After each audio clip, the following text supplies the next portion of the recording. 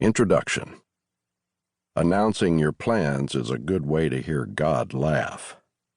Al Swearingen in HBO's Deadwood, as written by David Milch. In the dog days of 2003, we heard no hint of laughter. Indeed, God seemed to smile most beamingly on the plans underway in our little household. Family, careers, home, and security all were shaping up just as we had hoped, dreamed, and yes, planned. After a couple of decades toiling unnoticed in the not-so-trench-like trenches as a character actor, I was suddenly starring as the lovable prospector Ellsworth on what was about to become the critically acclaimed television program Deadwood. My wife, Cecily Adams, the daughter of TV legend Don Adams, Get Smart's Maxwell Smart, had her own fan following as Ishka, the beloved Moogie of Star Trek Deep Space Nine. And she was simultaneously ensconced as one of television's most respected casting directors, responsible for such shows as Third Rock from the Sun and That 70s Show.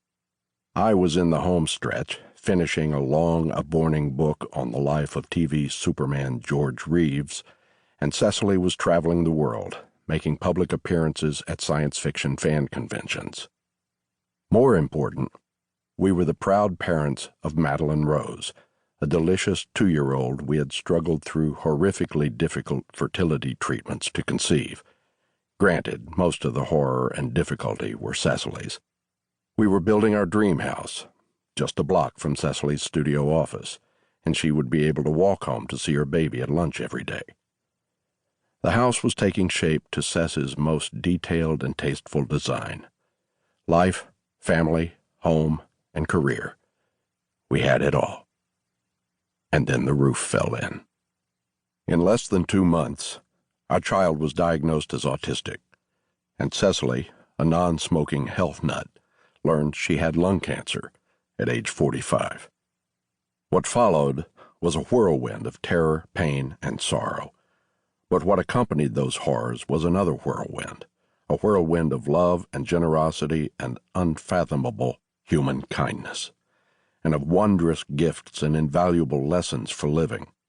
In a tale that seemed bent on rivaling Job's, the sheer drive of the human spirit toward life ultimately overwhelmed the narrative. Upon learning the facts of Cecily's illness, I spent 14 hours on the phone that first day with family and friends, delivering the news and explaining what we expected the future to hold. Knowing I could not devote such time every day, I set out to write a nightly email letter. At first, it simply encapsulated the day's treatment and any news or change in prognosis. Soon, however, the newsletter mutated into a journal of our experiences as a family. Initially, I sent out the email to 100 or so friends and family members. Very quickly, and to me quite astonishingly, people began to forward the emails to others. Many of those people then forwarded them to still others, until the circle of people receiving and following the journal far exceeded those we knew personally. Based on feedback I received from readers, I estimate that in less than a month, more than 4,000 people worldwide were reading my nightly writings. I was aware that some phenomenon was occurring with the journal, that something about the way I had opened up myself and our lives and invited people to take the intimate journey with us had registered with many souls. I also discovered an amazing gift, the astonishing healing power of the written word, for myself and for others. I continued writing on a nightly basis until the following October, completing my journal exactly 1 year after starting it. The result is a written journey through shock and terror, as well as an examination of intense love and the goodness of our fellow man that still boggles my mind. This book, then, is that journal. Oh, not all of it. The uncut version is considerably longer than Moby Dick.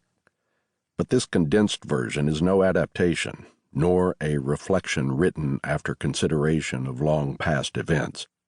While things have been trimmed and a few lines have been inserted here and there to more fully identify people or to ease the transition over omitted sections, what sits between the covers of this book are the words I wrote, virtually as I wrote them.